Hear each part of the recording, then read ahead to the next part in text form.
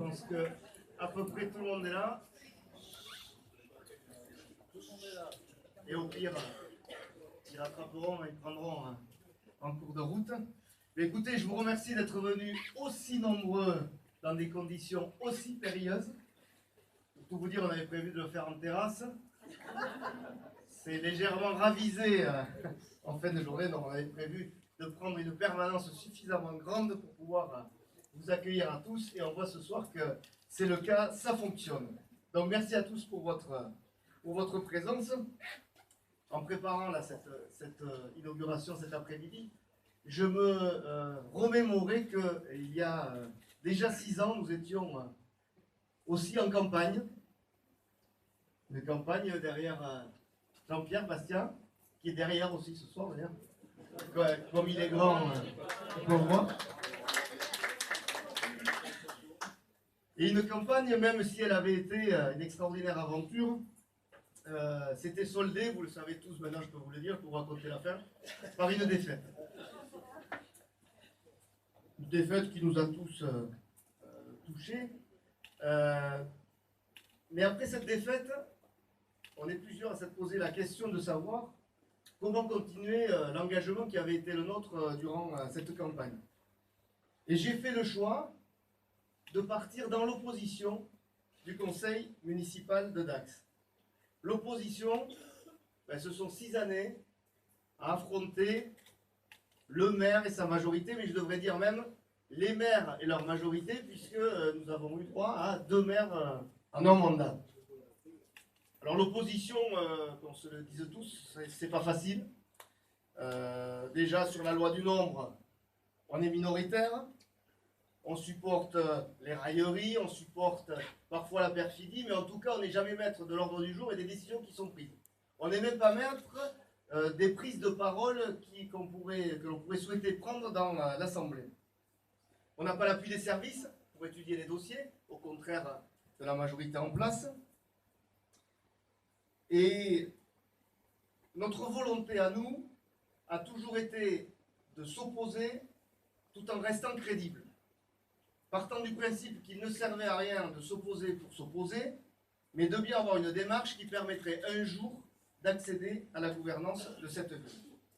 Et ces années dans l'opposition ne sont pas que négatives, loin de là. Elles forgent d'abord un caractère à toute épreuve, parce que, pour les raisons que je vous indiquais avant, elles vous imposent d'avoir un caractère en acier trempé qui vous donne la force d'affronter l'avenir. Et puis surtout, elle vous forme à l'exercice municipal. Parce qu'être élu, et j'en étais pas tout à fait persuadé avant ces 6 années, en fait, ça ne s'improvise pas. La connaissance des dossiers, la connaissance du fonctionnement d'une collectivité, ça ne s'improvise pas, et à la limite même, ça s'apprend.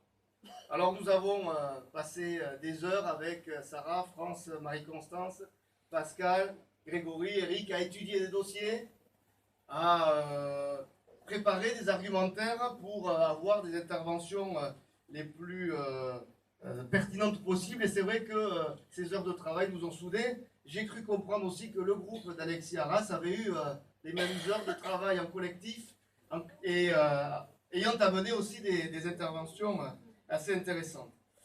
Donc ce travail fut vraiment important. Je me suis aussi opposé d'autres manières en 2015 pour les élections départementales où, avec Martine Dedieu, nous nous sommes présentés contre le maire sortant de l'époque. Et j'aime bien rappeler, peut-être de manière un peu chauvine, que sur Dax, nous avons fait plus de 51%, presque 52%. On arrondit à 52% d'ailleurs. Ce qui a été aussi une manière intéressante de s'opposer et puis de jauger les forces en présence. Donc, pendant 5 ans, sous diverses formes, effectivement, nous nous sommes opposés.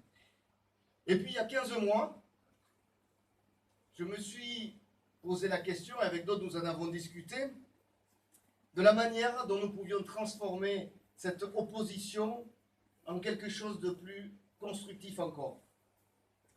Il y a 15 mois, nous avons estimé qu'il fallait non plus offrir une seule opposition au Dacois, mais une possibilité d'alternance.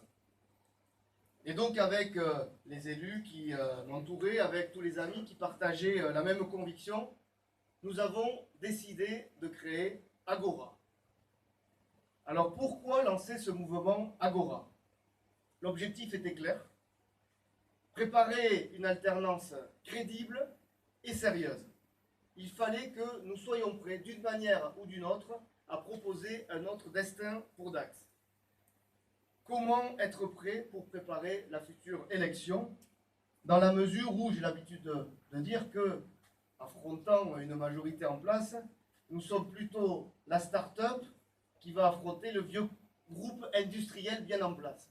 Donc il fallait trouver la manière de bien nous organiser, et pour cela, nous sommes partis sur une double démarche.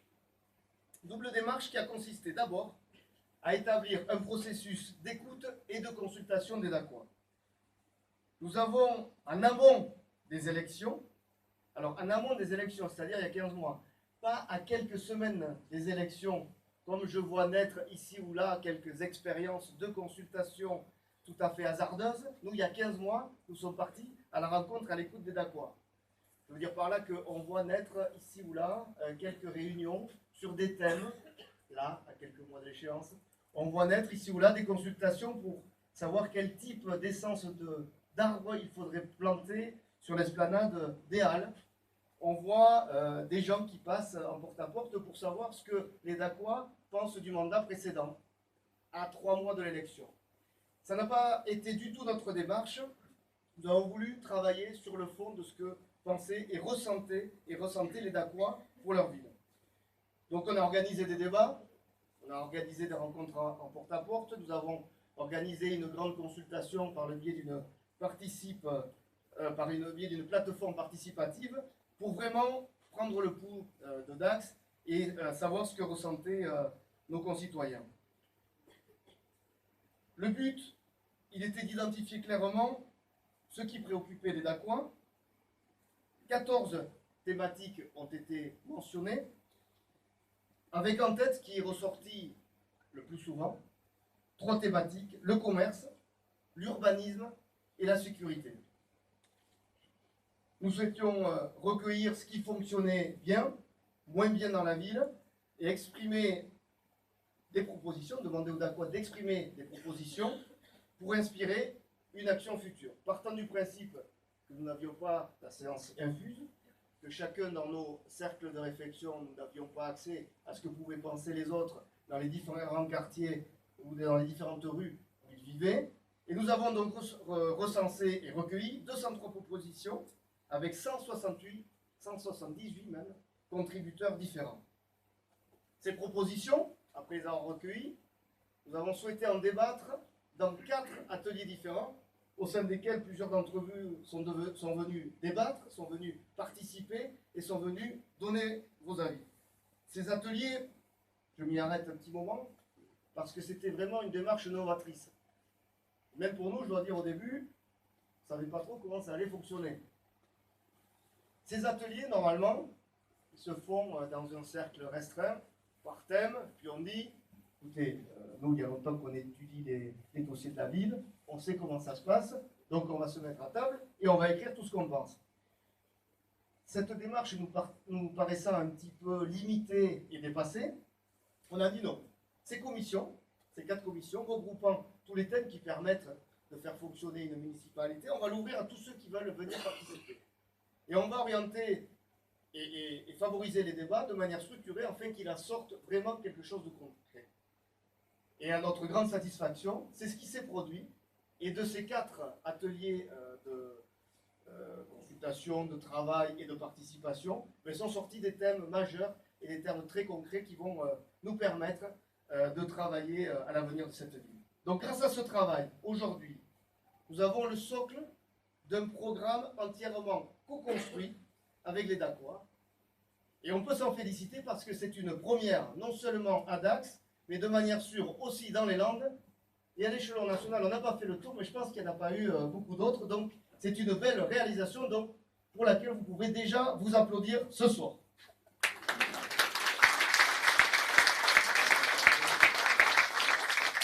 Je disais que la démarche d'Agora était double. Donc vous attendiez à ce que je vous en cite une deuxième. En tout cas pour ceux qui ont suivi. La deuxième partie de cette démarche, c'était d'être transpartisan, hors des partis politiques traditionnels. Parce que nous nous sommes dit que pour rassembler toutes seules et tous ceux qui souhaitaient s'investir pour l'avenir de cette ville, mais il ne fallait pas mettre de barrière à l'entrée. Le seul critère que nous avons mis en place, pour que malgré tout les gens sachent où ils allaient, c'était de se retrouver sur 4 piliers. Alors à force que je les répète, je pense que vous les connaissez.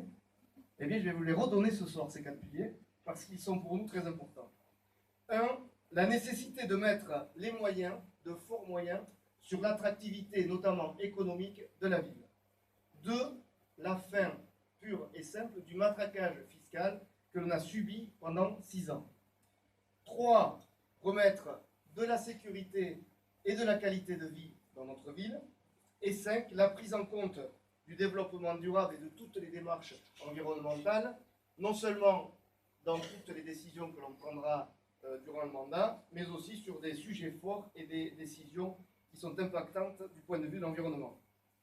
Alors les partis politiques, oui, je vous le dis très clairement, on n'est pas pour leur suppression, et je considère même qu'ils ont leur importance pour faire fonctionner la démocratie et pour proposer des choix et des alternatives fortes sur le plan national.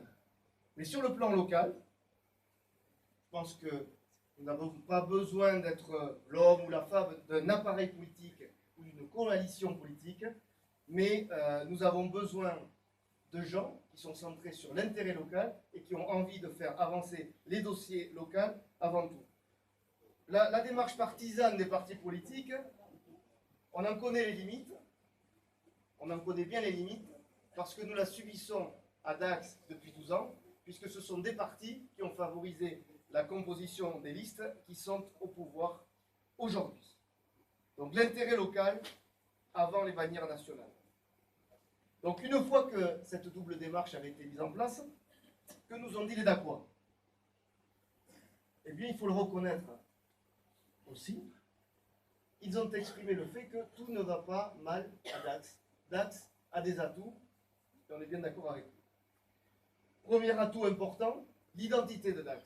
Son histoire, son patrimoine, sa notoriété en fait qui a été héritée du thermalisme, qui est quand même un fleuron dacquois, qui a été hérité aussi des aventures sportives telles que celle de l'USD sur le plan rugbystique, hérité aussi de nos fêtes, nos traditions qui ont fait que notre ville a un rayonnement national, voire européen, et ça c'est une force à faire fructifier. Il y a aussi des structures importantes dont notre ville bénéficie, son hôpital, sa gare TGV, sa base militaire, les écoles qui accueillent tous les écoliers d'Aqua sont aussi une richesse en termes d'infrastructures sur laquelle on peut construire. Et enfin, et surtout c'est très important, la richesse et la structure du tissu associatif de Dax, plus de 400 associations présentes sur la ville, avec des bénévoles qui se déploient, qui travaillent sur tout un tas de secteurs et qui permettent de donner de la vitalité à cette ville. Donc Dax a des atouts, loin de moi l'idée de penser le contraire. Mais, ouais, parce qu'il y a un mais, parce qu'autrement on n'en serait pas là. Les Dacois ont aussi quand même exprimé tout un tas de craintes, alors quand ils observent le présent, quand ils observent la situation, mais aussi quand ils se projettent dans l'avenir. Notre démographie, tout d'abord, stagne. Alors que beaucoup de villes aux alentours, dans les Landes, voient leur population augmenter, la population de Dax stagne et même à la limite de décroître. La ville perd de la richesse, de son dynamisme. Le thermalisme a perdu des milliers de curistes en 10 ans. Le petit commerce en ville, elle se balader en ville pour voir tout ce qui ferme. Et les grandes enseignes ont plutôt tendance à quitter le centre-ville que d'y arriver. Alors, vous n'êtes pas sans savoir qu'une grande enseigne va arriver sur Dax, la Fnac. Vous n'êtes pas sans savoir parce qu'on a tellement entendu parler que vous avez dû à un moment avoir l'information.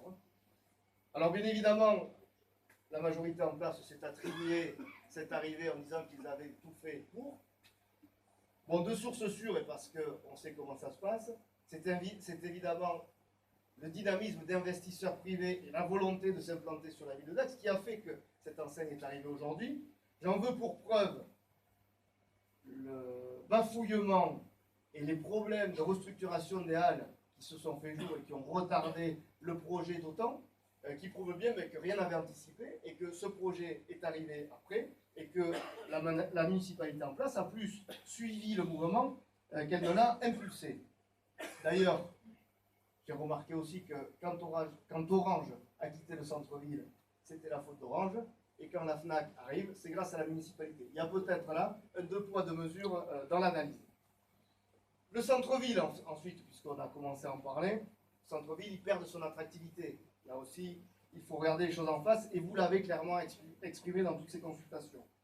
Les rues, les trottoirs, les espaces publics, les places sont mal entretenus, ont perdu de leur brio. Les SDF qui peuplent les rues à certaines heures et assez souvent dans la journée font perdre de la qualité et du plaisir de se balader dans ces rues. Dans ces rues, la négligence qui porte sur la propreté aussi impacte fortement le centre-ville, ce qui fait qu'au total, on a des commerces qui ferment, des habitations qui se dégradent et des propriétaires ayant les moyens, ayant de bons revenus, qui se détournent du centre-ville. Autre constat très important. Quatrième constat, sur les logements sociaux. Sur les logements sociaux, je tiens à rassurer tout le monde, nous sommes à jour. S'il y a bien un sujet sur lequel nous n'avons pas de retard, c'est celui-là, on en a même 200 de plus que ce qui est prévu par la loi. Alors c'est une très bonne chose, qu'on soit bien d'accord, les logements sociaux ont un rôle très important, et loin de nous l'idée de ne pas en avoir. Ceci dit, la course en avant, qui a été celle de la municipalité d'en construire encore et toujours plus, a peut-être empêché le fait de bien entretenir, et la décision de bien entretenir le parc qui existe. Et je pense que sur ça, il faut être capable, d'abord, c'est ce que vous avez exprimé aussi, de bien entretenir un parc existant avant de faire cette course folle au nombre de logements. Cinquième constat, les touristes partent. Alors les touristes partent, on en a la conviction avec les chiffres qu'on a réussi à avoir. Parce que nous sommes dans une ville, assez touristique quand même, qui ne communique pas sur les chiffres donnant le nombre de touristes qui la visitent. On a appelé plusieurs structures qui sont censées s'occuper de ça, on a relancé, on a supplié, personne ne nous a donné les chiffres du tourisme à Dax avec un recul sur les années suffisantes. Peut-être parce qu'il y a quelque chose à cacher de ce point de vue-là. Le sentiment d'insécurité, vous avez très clairement fait remonter qu'il montait, qu'il était plus important qu'il y a quelques années. Alors, le sentiment d'insécurité, c'est un sentiment, comme je le disais. Ça part de l'incivilité jusqu'à les gros problèmes qu'on a pu constater encore dernièrement sur le quartier AQS avec des voitures en feu. Il y en a eu aussi à Saint-Paul, quartier de la Pince. Je sais que Jean Pétro est dans la salle, il faudra aussi qu'il s'occupe de ce problème-là. Donc l'insécurité, il y a ce ressenti, bien évidemment, quand on se balade en ville, on ne se fait pas agresser à tous les coins de rue, mais il y a un sentiment de baisse de qualité et de baisse de paisibilité lorsqu'on se promène, mais il y a aussi des faits marquants qu'il faudra traiter. Donc face à ces difficultés, on a un autre problème, il faut se l'avouer franchement, c'est que la puissance publique a des moyens assez limités. Parce que, en face de tous ces problèmes-là, pendant 10 ans, l'endettement de notre ville est passé de 36 à 51 millions d'euros, c'est bien entendu, 36 à 51 millions d'euros, la dette par habitant s'élevant à 2373 euros par habitant. Donc, je ne sais pas si ça vous parle, mais 2373 euros par habitant, on va voir ce que ça représente. Pour ne pas vous rassurer, c'est au-dessus de tous les ratios, même du double de toutes les villes de la même strate. Donc en plus, on a une situation financière qui s'est fortement dégradée. Vous me direz peut-être, ben écoutez, pour baisser l'endettement, il nous reste le levier fiscal. Non. Là aussi, vous l'avez fait remonter. Les taux d'imposition à Dax sont au plus haut de ce qu'on peut attendre d'eux, et on a même eu donc une augmentation de 32% de la taxe d'habitation et de 37% sur la taxe foncière, sans compter tout le prix des tarifs municipaux, je vous parlerai juste du stationnement, qui ont augmenté en flèche dans le même intervalle. Donc, des services qui se dégradent, un sentiment de baisse, et en plus une fiscalité qui, elle, a augmenté. En gros, vous payez plus cher pour des services qui sont moindres. Si j'ajoute à ça un sentiment général, que là aussi vous avez fait remonter très souvent, que la moralité publique dans la gouvernance qui a été celle de la majorité en place depuis 6 ans n'a pas été optimum. Vous voyez à quoi je fais allusion. On sait qu'ils sont en appel. Ce sentiment-là qui quand même touche les concitoyens qui ont répondu à toutes ces consultations. Un problème de gouvernance aussi quand un maire dit pendant sa campagne électorale: je vous jure, je vous garantis, je vous écris que j'accomplirai ce mandat dans sa totalité, et que 2 ans après il démissionne pour placer sa première adjointe. Tout ça a apparemment, de ce que vous nous dites, mis un climat de défiance par rapport à la gouvernance de la municipalité actuelle. Alors, très franchement, ces éléments-là, vous les avez fait remonter, vous nous les avez clairement exprimés, et je pense qu'ils ont été entendus assez loin, et même par la municipalité en place. Parce que nous sommes en train de voir un concours de lancement de projets de dernière minute assez effarant. Alors, je vous en citer quelques-uns vite fait, parce que je ne veux pas vous accabler trop, mais il y a beaucoup de sujets qui partent en ce moment. La médiathèque. Alors ne sifflez pas à chaque fois, éventuellement vous ferez à la fin. La médiathèque. Aujourd'hui, on est en train de lancer un projet de médiathèque sur date. J'y reviens, excusez-moi Jean, mais le même est en train de partir de l'autre côté de la Dour, à Saint-Paul-et-Dax. 2 médiathèques sur une même agglomération. Info de dernière minute, nous avons un conseil municipal jeudi prochain. Les conseils municipaux, on n'en fait plus qu'un tous les 2 mois, parce que tous les mois, c'était sans doute un planning un peu trop chargé pour nos élus de la majorité. On a un conseil municipal donc la semaine prochaine, à quelques mois des élections, vous l'avez bien compris, qui comportera 50 points. Sachant que le plus chargé jusque-là en avait une trentaine. On aura 50 points, et puis là, je peux vous dire, ça y va. C'est-à-dire que tout ce qui n'a pas été fait pendant 6 ans, on va y avoir droit. Donc la médiathèque, sur le conseil municipal qui aura lieu jeudi prochain, on va voter 700 000 € à peu près pour détruire le rail à lac. Ça y est, il faut le faire là, rapidement, pour montrer qu'on agit. On a eu une tribune flambant neuve pour le stade. Alors là aussi, ça a été à marche forcée. Marche forcée avec des retards quand même, c'est toujours un petit peu ambivalent. Donc il a fallu la finir assez rapidement. Vous avez vu tous les épisodes, les retards, les malfaçons, les faux plafonds, les fermetures et le sol qui n'était pas prévu dans le marché initial et qu'il a fallu payer après pour 400 000 €. Mais enfin, là, il fallait inaugurer très vite, donc on a fait une inauguration l'autre jour. Bon, il n'y avait pas un joueur de l'USD, pas grave. Il y avait 2 gamins de l'école de rugby, c'est pas grave, mais on a coupé le ruban, il y avait des photos, on a inauguré la tribune. Le centre aquatique, bonne nouvelle, il est en train de se remplir. Ceci dit, vous n'allez pas vous y baigner de même pour autant. Donc là, on ne sait plus trop où on en est là, dans les dates d'ouverture. Vous êtes tous, quand vous y passez, capables de voir que c'est pas tout à fait fini. Mais celui-là aussi, un jour ou l'autre, on l'aura. Mais par contre, la communication et les différentes tables, je pense que bientôt, vous allez être invités à le visiter. Hein, parce que la grande mode, quand on ne peut pas inaugurer, c'est qu'on organise des visites des sites. Parce que comme ça, on se dit qu'il y a quelque chose à voir sur place. Donc le centre aquatique qui est parti depuis très longtemps et que peut-être on verra un jour terminé. Plus inquiétant encore, hein, la surélévation du parking à Chanzy. Vous connaissez le parking à Chanzy. Effectivement, il y a des moments où il est plein, notamment le samedi matin. Et là, en 15 jours, entre le moment où on commence à en parler et le moment où on vote la délibération, c'était à peu près ça. On a décidé de surélever ce parking la bagatelle d'1,7 million d'euros, qui n'était pas inscrit au budget prévisionnel, c'est pas grave, 1,7 million d'euros, on n'a pas vu une esquisse. Je demande à mes collègues du conseil si j'avais loupé un épisode, mais on n'a pas vu une esquisse de ce que ça allait donner sur le plan architectural. J'ai de grosses craintes sur ça. Et on sait de sources internes qu'il faut absolument que ce parking soit rapidement terminé, parce que là, il va falloir l'inaugurer.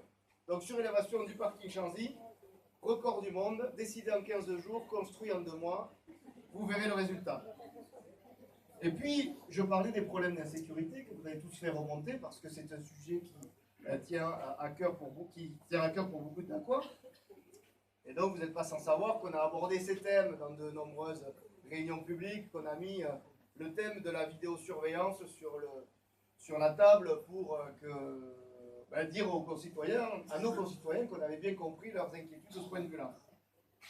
Et j'ai appris l'autre jour dans la presse locale que 3 caméras allaient être posées au Cassoura. C'est-à-dire que là, on prend le problème à bras le corps. 3 caméras, vous allez voir ce que vous allez voir, l'insécurité va baisser sur Dac. Ben là aussi, on est dans la réaction en permanence. Un plan de vidéoprotection, on aura le temps d'en parler pendant cette campagne, mais tel qu'on l'entend, c'est quelque chose vu dans sa globalité, avec des axes stratégiques sur lesquels il faut placer les caméras en concertation avec toutes les strates des forces de l'ordre, et un plan d'envergure qui permet d'être efficace. Pas 3 caméras qu'on met en réaction à des cambriolages qui sont certes malheureux. Il y a des personnes dans cette salle en plus qui les ont subis, mais on ne doit pas être dans la réaction. Ce qu'on dit souvent, c'est que gouverner, c'est prévoir, c'est dans l'anticipation qu'on règle les problèmes. Alors je sais pas, mais je pense aussi que vous avez eu l'information, notre ville a reçu le label Arrêt d'Histoire. Alors j'en parlais l'autre jour. J'en étais à me demander si ce n'était pas Elisabeth Bonjean qui avait construit le Splendide, les remparts, la fontaine chaude et tous les bâtiments qui sont recensés dans cet inventaire, tellement elle s'est appropriée cette victoire. C'est exceptionnel, vous ne pouvez pas le louper parce que c'est placardé sur tous les supports de communication de la ville. Je suis même tombé l'autre jour sur une vidéo qui avait été faite pour vanter cette obtention avec drone, avec acteurs, avec tout ce qu'il fallait pour vanter une telle réalisation. Bon, écoutez, je vous le dis très clairement, moi je suis ravi de cette obtention de label, parce que c'est la récompense de tous les architectes et de tous les bâtisseurs en fait qui ont fait cette ville. J'ai cru comprendre, mais en vrai, vous allez dire que je suis très négatif, mais ça peut m'arriver des fois. J'ai cru comprendre qu'il y avait des coûts induits par l'obtention de ce label. Certaines communes sortant de cette obtention, parce qu'ils se rendent compte des coûts exorbitants de tous les organes qu'il faut mettre en place derrière. Vous avez le cas d'Orthez et de sa communauté de communes qui est en train d'en sortir parce qu'on leur demande tout simplement de mettre un conseil d'inventaire de l'architecture locale qui coûte entre 500 000 et 1 million d'euros en frais de fonctionnement. Ils sont en train de se demander si le jeu en vaut la chandelle. En tout cas, tout ça, on ne vous l'annonce pas là, sur les panneaux, là où il y a les affiches, mais il faudra peut-être regarder ce que ce label est vu derrière. En tout cas, là, savourons cette grande victoire et regardez bien toutes les affiches qui vous sont proposées. Et puis, en termes architectural, là aussi, une grande victoire a été obtenue tout à fait dernièrement, là, très proche aussi de l'élection, puisque vous avez pu constater que ça y est, bon, je vais la faire parce qu'elle est quand même assez sympa, vous avez pu constater que ça y est, le mousse est rasé. Elle est pas mal, elle marche toujours. Et maintenant il est rasé, donc on ne va pas la refaire. Hein. Donc cette verrue là qui témoigne d'un échec de gestion de dossier épatant, un dossier sur lequel celle qui est maintenant maire de la ville a échoué et échouant comme dans beaucoup de dossiers, l'a refilé au département pour que les pertes passent ailleurs. Alors pour votre information, mais je pense que vous l'avez bien compris, que ce soit local ou départemental, le contribuable, c'est le même. Vous pouvez payer à des niveaux différents, mais c'est toujours le même qui paye. Donc le mousse, donc cet échec patent. Mais voilà, là on a trouvé la solution alors que ça traînait depuis des années. On a réussi à trouver la manière et la procédure pour le raser, juste maintenant, pour que peut-être les Dacois aient oublié qu'il était là en mettant la bulletin dans l'urne. Mais je ne pense pas qu'ils soient dupes à ce point. Ils ne le sont pas du tout d'ailleurs. Alors, une fois qu'on a fait tous ces constats, alors ce sont des constats que vous avez fait vous, hein, je n'invente rien. Que fait-on?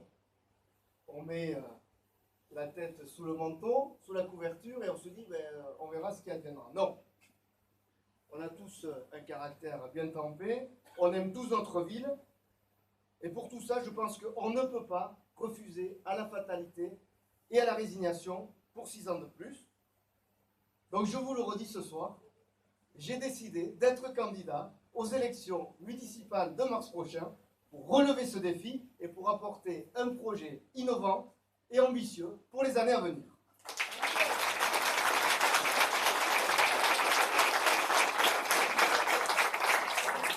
Alors, un projet d'alternance, un projet innovant, un projet ambitieux, qu'est-ce que c'est? Eh bien, l'alternance, ça veut dire que déjà, ça ne sera pas le même que celui de la majorité socialiste et communiste qui a été en place depuis 12 ans.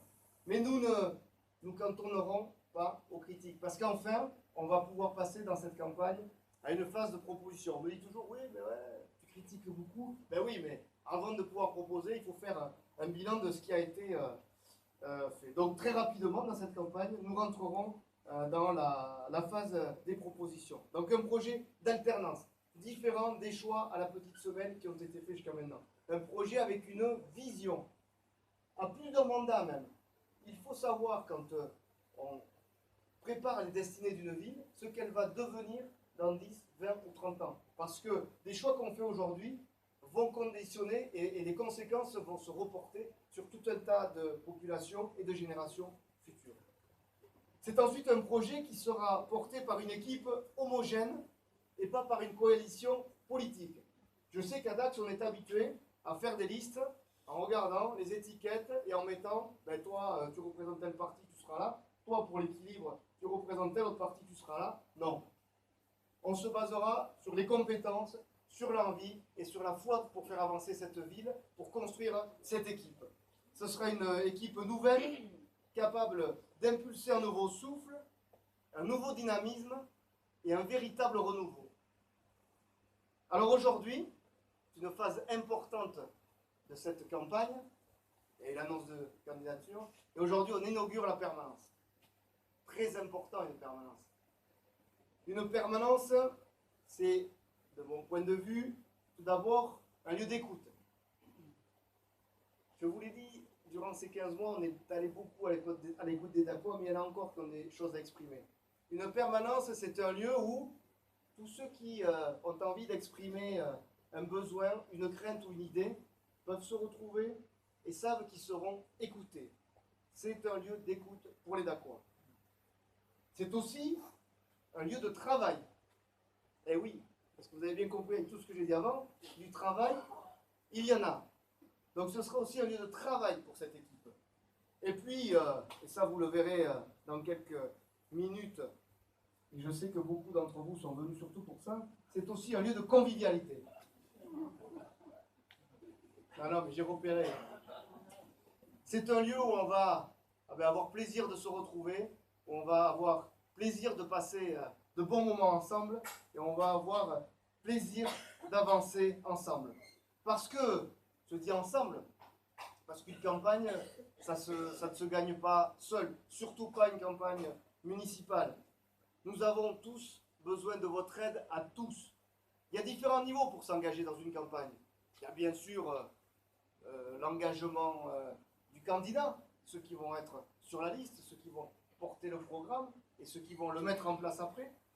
Il y a aussi ceux qui vont aider sur la distribution et le passage de l'information du programme. Il y a ceux qui, à n'importe quel niveau qu'ils soient, vont permettre que cette campagne se déroule le mieux possible et que tous les messages qu'on a apportés le soient. Donc vous êtes tous les bienvenus au niveau que vous aurez choisi pour venir participer à cette campagne et bien sûr à ce qui se fera après. La mobilisation de tous est nécessaire. Vous l'avez compris, les enjeux sont immenses.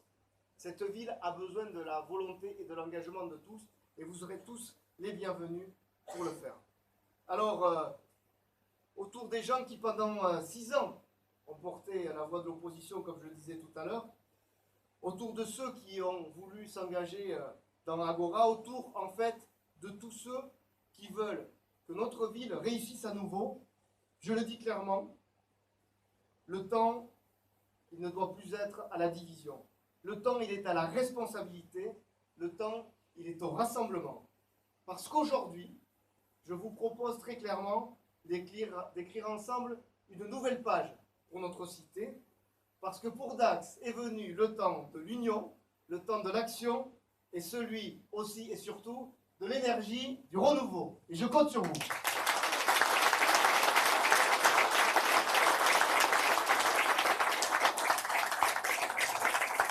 Merci.